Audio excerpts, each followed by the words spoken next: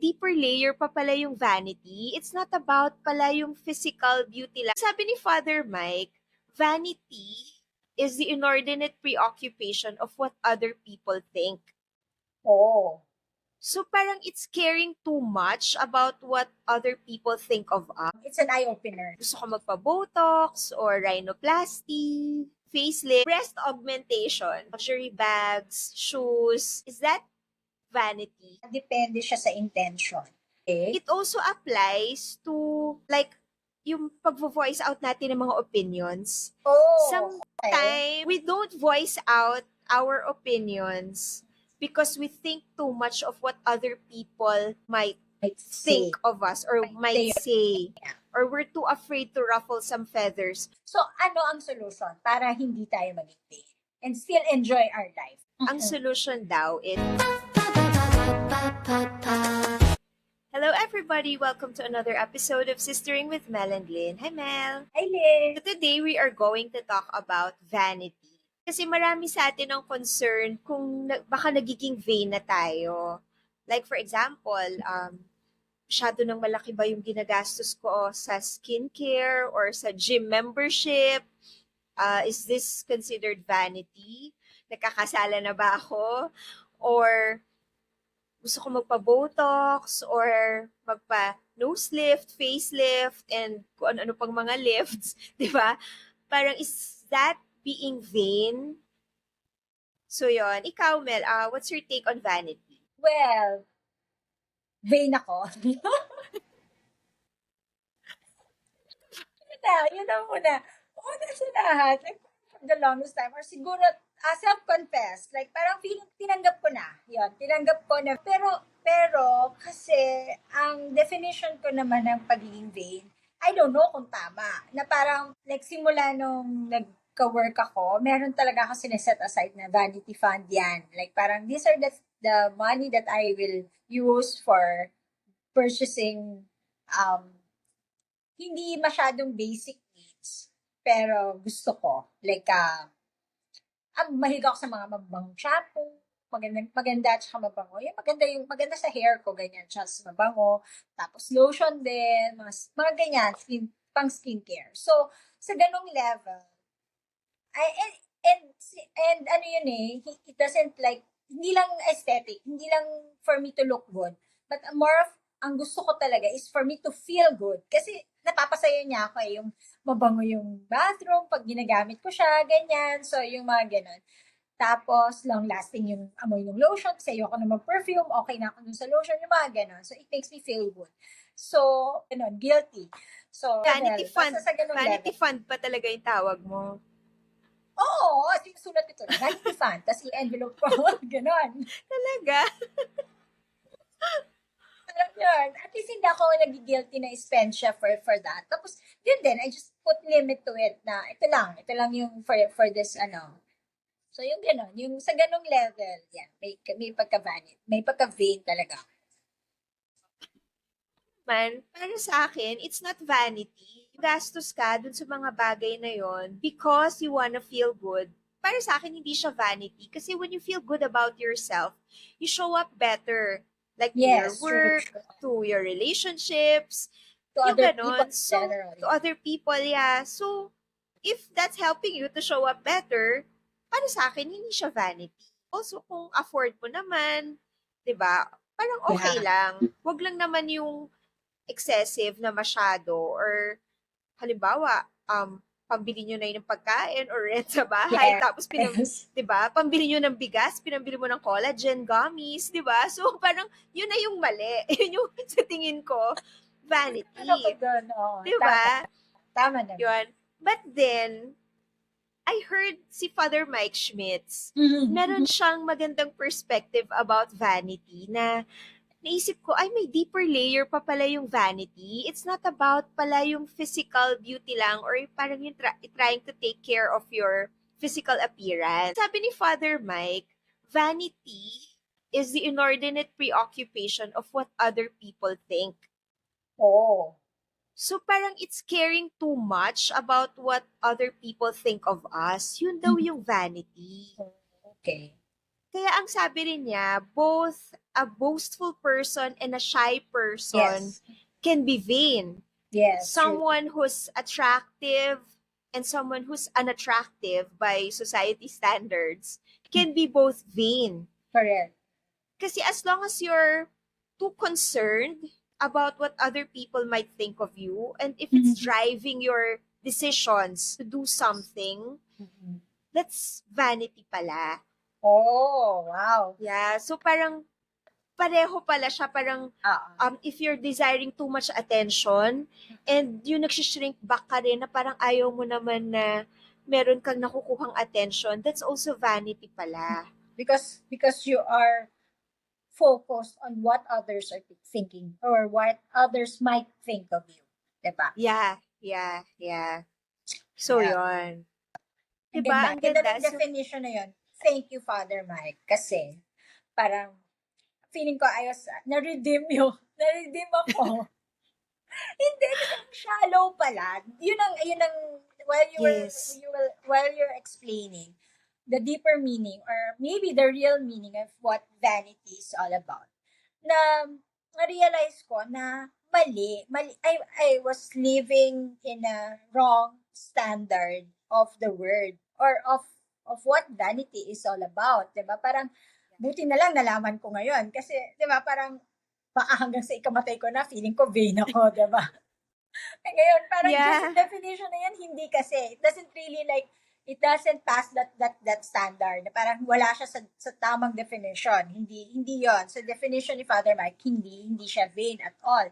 So, 'di ba, parang it's an eye-opener for me. Looking through the lens of of what Father Mike said, using that perspective, let's examine some activities na kino-consider natin or tinatanong natin kung vanity ba or hindi. No, sige. Well, let's start with yung nabanggit kanina na gusto ko magpa-botox or rhinoplasty, facelift, ganyan. Is that considered as vanity for you? Para sa akin, siguro with the current or the 'di ba bagong definition na binigay ni Father Mike na mas malalim. I think mas madalas na hindi.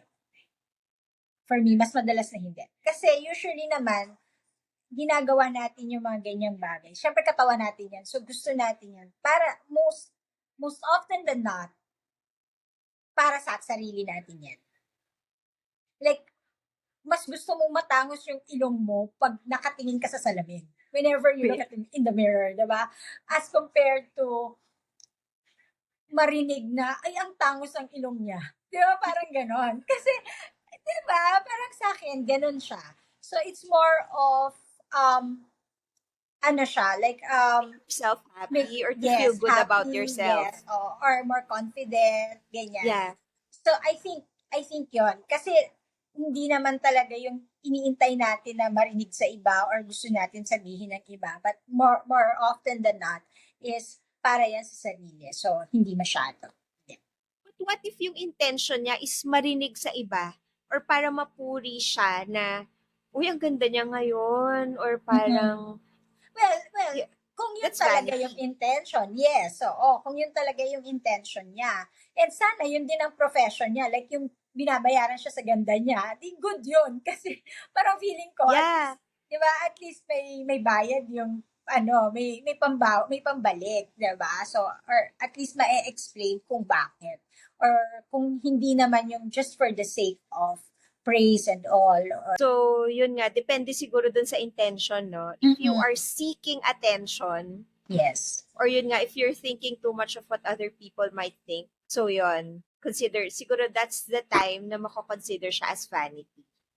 Correct. No? Okay, isa pa, yung mga nagtatanong na, I wanna buy luxury items like luxury bags, shoes, ganyan. Is that vanity? If I Okay. wanna own. May kwento ako dyan. Super Okay, old okay. kwento ako dyan. Super old na to. Chismis din to. Kasi ibang tao. Like, parang I had a colleague na may designer bag siya. Hindi naman sobrang bongga na designer bag. Pero may branded, ganyan. Tapos nakita namin, may tag price pa siya. So ako naman, lagi naman ako, dead mo naman ako sa mga ganyan. Diba ako, dead mo lang talaga ako. Like, okay, do you. Yeah, parang gano'n lang ako. Pero yung isang office mate namin, hindi siya nakatiis. Hindi siya nakatiis. Tinanong niya, bakit naman hindi mo pa tinatanggal yung tag price ng bag mo, ganyan. Ang sagot niya, para alam nilang mahal. So parang, talagang ako, ganon. Ba? Parang, kaloka to. Parang ganun yung, parang sa akin, first time ko Sinabi mo talaga, yun? oo, sabi ko, ganon ko lang, parang ganon lang.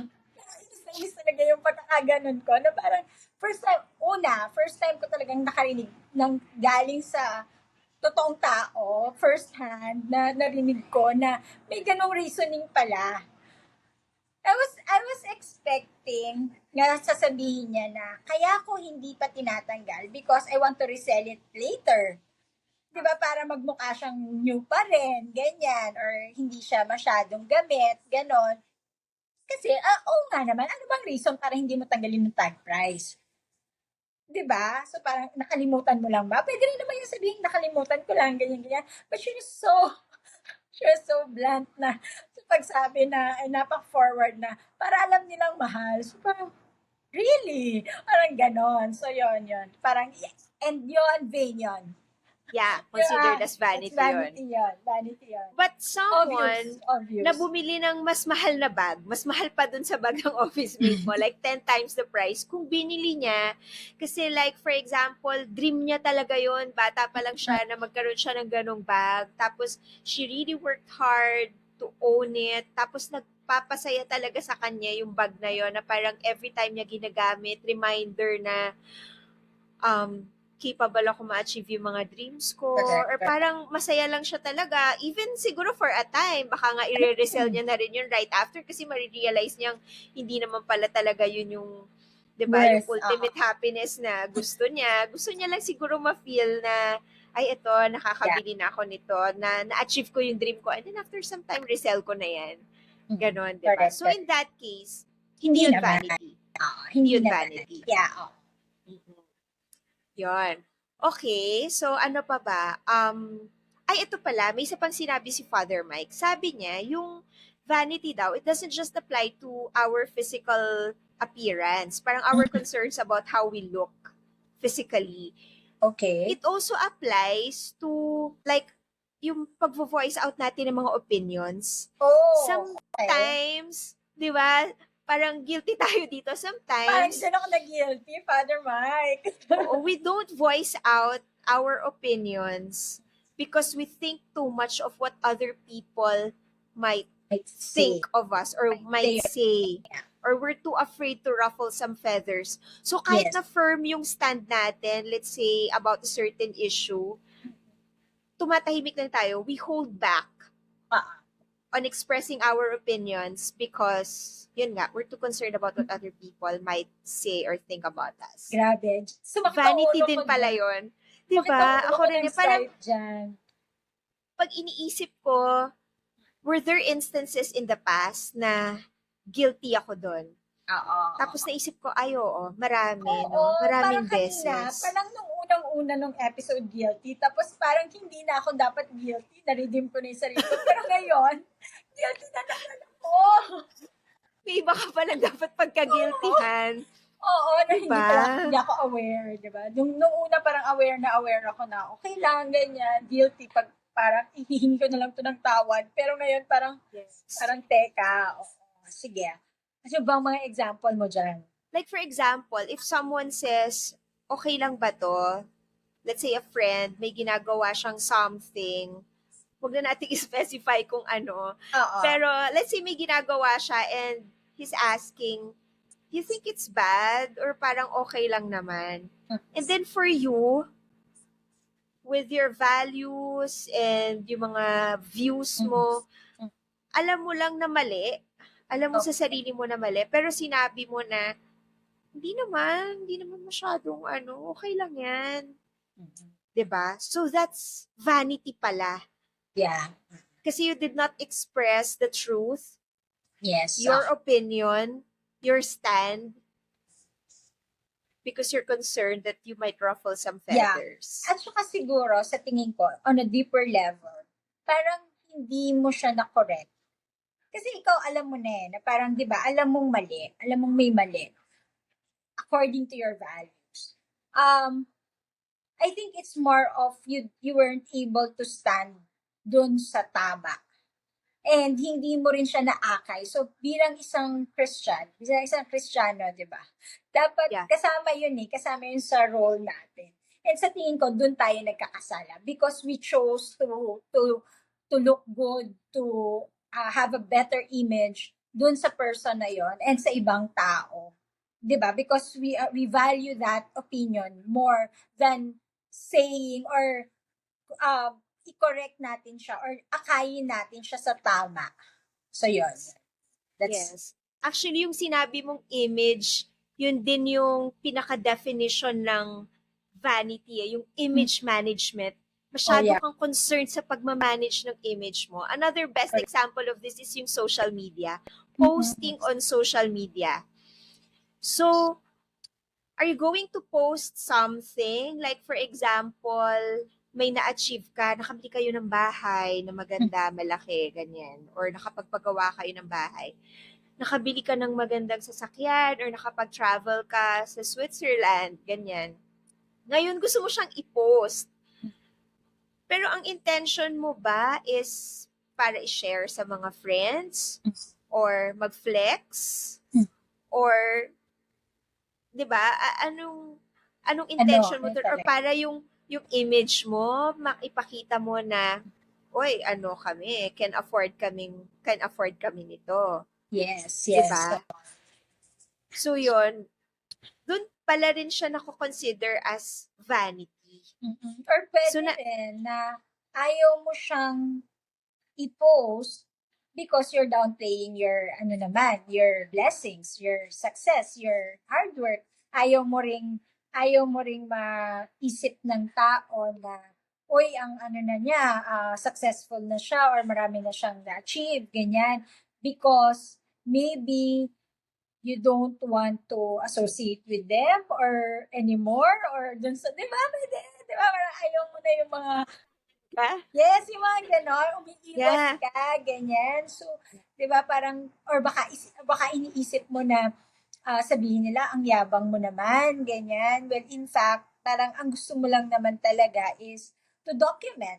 Kasi di ba, social media in the first place just for, parang for us to socialize, di ba? Like parang for people to get to know you or get to know others, di ba? For your friends offline to connect online, di ba? Parang ganun lang siya talaga created. So, yeah, pagka we are thinking of our image beyond, di ba? Beyond dun sa what the pictures are, di ba? Are showing. Beyond that, yung mga naisip natin na possible na maisip ng ibang tao or ma-feel towards you or maging, di ba, parang impression nila, I think that's more of being, committing vanity or being vain. So, yun pala, no? So, it really boils down on your intention. Correct. Siguro, no? Parang, so, ang ko naman dyan, ang hirap nito, like parang every time may isip mo, am I, ba to? Nagiging vain ba ako dito or hindi? Ganyan. So, dapat, in this kind of situation, there should be a solution. So, how should we solve this dilemma? Like, parang feeling ko kasi, you're always in a dilemma. Diba? All the time. Like, magpo-post, hindi magpo-post. Anong intention or hindi. Parang there's so many things to reflect on. So, anong solution? Anong solution para hindi na, syempre, we don't want to be vain.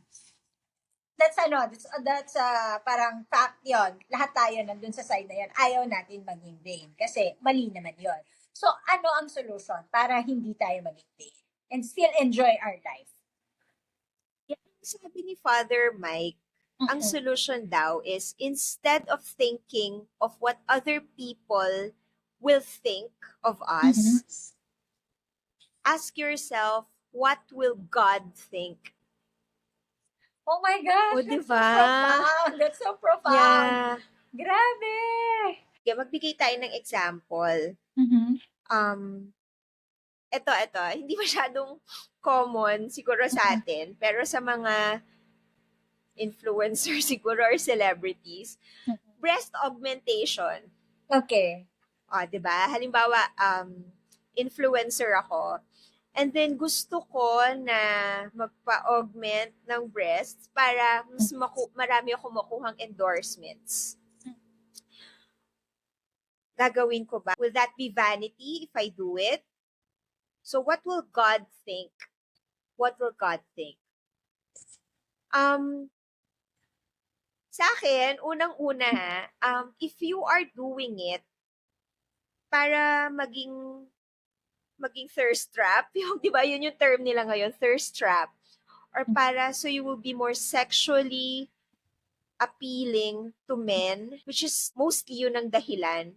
Yes. Parang that is considered as vanity. Correct. Correct. Kasi if you really want to be attractive, there are other ways Of course. na you can improve on your personality, 'di ba? Of You course. can maraming ibang ways than cosmetic surgery. Yung mga ganon. And then also pag inisip mo, what will God think kapag ginawa ko to? Correct. Correct. So yun, ikaw for you, yung same example. Parang hirap, no? Kasi para kasi nangja-judge ka. Parang nangja-judge ka kapag sinabi mo na, yeah, that's wrong, that's considered as vanity. Parang who are you to say? Parang Yes, yes. ganon. Lalo Ang na hirap. ngayon, that alam naman natin, it depends on the intention of the person. So, kung Yeah. ano man yung intention niya, hindi naman din natin talaga fully malalaman. Diba? Yeah. Kasi kanya We can lang see yun eh. So, yes. yeah, hindi natin parang we cannot really say na yun, diba? Hindi natin masasabi. Pero, yun nga, so, knowing na depende siya sa intention. And then, the solution is to ask God, ano sa tingin, diba? Parang, what would God Yeah. think?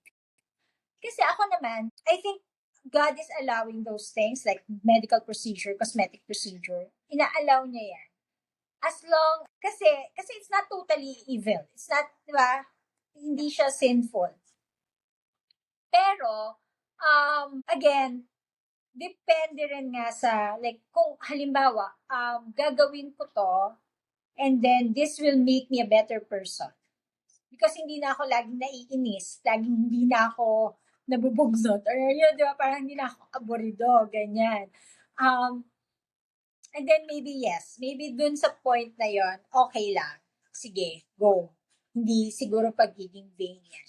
But then, again, yung mga alterations kasi na ganyan, hindi mo masabi agad yung effect or hindi isa lang yung effect. Parang may effect siya later on. Diba? Later on, it could change. Pwedeng iba na. So, ang stand ko na lang, ang ano ko na lang doon is, aside from asking what God will say, siguro we also have to also ask what will parang matagal, sa pagtagal ba? Like parang in the future, ngayon, gusto ko to, or in the future ba, gusto ko pa rin. Kasi di ba, may mga impact siya sa health, may mga ganun siya eh. So, gusto ko pa rin ba siya despite of all of this? Am I willing to take the risk of that? Kasi I really need it now. I really need that to improve myself and to make me a better person. So, siguro yun. Yeah. Sa ganung level, siguro dapat i-decipher din or ipag-isipan din ng Kasi baka naman nga rin nauuso lang, 'di ba? Yes. Trend na Correct, nakita mo lahat na ng mga friends mo ang tatangos na ng ilong. Paano nga yun? Paano kung ayaw mo na? Can you take it back? Di ba hindi naman? Hindi, like for Hindi example, lahat Hindi lahat. Like, depende sa procedure. Yeah. Like kung Diba? implants, pwede pa. Yes. Oo, tama. Pwedeng Kapag feeling mo, tanggalin. yeah. Pero kung halimbawa, binawasan yung nose mo dahil medyo malaki, o Yeah. paano yun? Di ba? Paano mo siya ibabalik? Kung parang tingin mo, masyado namang maliit ngayon or ayoko na siya, hindi pala siya maganda or whatever. Di ba? So parang yun yung sa akin, isipin mo na lang din yung long term. Pagtanda ko ba, gusto ko pa rin to, parang gano'n, or few years from now, ito pa rin ba yung gusto ko? So yun, yung gano'n. Pero ikaw, na-consider mo ba yan? Gusto mo No, ba? takot ako eh. Takot Ako rin, ako. takot. Takot ako. Like parang, I remember, yung first time na makabitan ako ng dextro, sobrang sakit. Like, manganganak ako nun eh. Sobrang sakit. So, parang, like, kung hindi lang ako manganganak, sinapak ko siguro yung nagkakabit ng dextro sa akin. Sa sobrang sakit, ganun siya, ganun yung feeling ko na parang, sobrang sakit niya talaga. Parang mas masakit pa siya kaysa sa pagli-labor ko. Ganun yung feeling. Kaya ayoko na siya. I don't want to do anything na mag-i-involve ng ganung klaseng procedure. So, no. Takot ako. Meron akong experience kasi if you remember, meron ako malaking scar Oh, sa yeah, yeah. forehead. Hindi na siya obvious. Kasi nung nagka-work ako, pina-repair ko siya. I had an accident when I was 2 years old that left a big scar here on my forehead na kasing laki ng mata ko, 'di ba? So parang tatlo yung mata ko, dito, Ah, dito, ganyan, 'di ba? So yun nga nung nagka-work ako, pina-repair ko siya surgically. Kasi rin nare-realize ko, mas una pang tinatanong ng mga tao yung anong nangyari sa noo mo kesa sa itanong ko ano pangalan ko. Yung oh, ganon. really? Oo. Oo, kaya pa naisip ko talaga ipapaayos ko to. Kasi Ah, parang I just wanna feel better about yes, myself. yes. Correct, 'Di correct. ba? So yun, nung naayos siya, okay naman. Actually, meron na Yeah, siyang parang oo. isang line na hindi na siya totally Parang nawala. But wrinkle, anyway, parang ano na lang, parang oo. So wrinkle. pagtanda ko, mapapasama na siya sa wrinkles ko. So anyway, alam mo, parang 1 year after the procedure, nafe-feel, kasi nung, ano siya, ang ginawa sa kanya, kinat, Mhm. masyadong malalim kasi yung scar, parang they Yeah. cannot just close it. So they had to make an incision, tapos hinila siya, pa ganon. So anyway, Oh. oo, so, nag-numb siya talaga ng matagal. Oh. Kasi, Wow. na, ano rin yung nerves eh, natamaan Oo, siya nung tama. Oo. incision. Oo. Alam mo ba, 1 year na, numb pa rin siya. Wala pa rin akong nafe-feel Wow! dun sa area na yon. Actually, medyo Oo, natatakot na ako kasi parang ang tagal-tagal na, fully correct, healed correct. na siya and all, pero yung mga nerves, hindi pa siya bumabalik sa dati. So yun, kaya rin ako takot na parang, Oo, 'di ba? And with all the news correct. regarding mga Oo, cosmetic procedures na, 'di ba, na mga botched surgeries, mas nakakatakot. correct, So, yon. correct. So, siguro hindi na lang. Pwede na lang ako ano, clip na. Clip. Pag-clip, ako O guasha kaya na lang. make-up. Ako guasha na lang para sa facelift. Okay na yan. Oo. Medyo temporary. Pwede na. Pwede na yan. So, yun. Yeah. Um, this is a very profound episode. Talagang, I discovered a lot of things. Doon lang sa sinabi ni Father Mike na marami akong discover. And at the same time, I hope our listeners also learned a lot of things na it's an eye-opener. At the same time, parang we know better moving forward. Na, Yeah. I Oo. can freely enjoy without any guilt yung mababango kong shampoo, ganyan, Yes. ganon. Kahit Diba? mahal. Diba? Kahit mahal, okay lang, diba? Ganyan. So, hindi na, wala nang guilt doon. But at the same time, lumalim yung pag-unawa natin sa vanity. Na, Yes. di ba, na Hindi ko rin parang, in-expect na parang there's a lens pala that we can look through na yes, correct. sobrang malalim yung meaning kasi we always see vanity or we always relate vanity to physical appearance Physical lang. lang. Yeah, correct, Yeah. correct.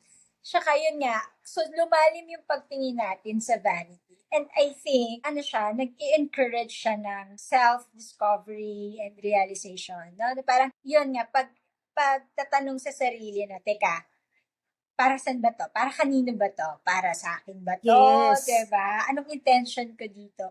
And then the last question of what will God say? What will God feel? Parang ano yung masasabi niya, 'di ba? Parang Yeah. it's really this is a profound subject pala. Hindi pala siya, we should not just Arte-arte. arte-arte lang ganyan, or just use Oo. it like parang casually, kasi ano we can, it is something na it's happening more often that than we thought, na nako-commit pala natin siya ng mas it has a deeper meaning, more than the physical appearance.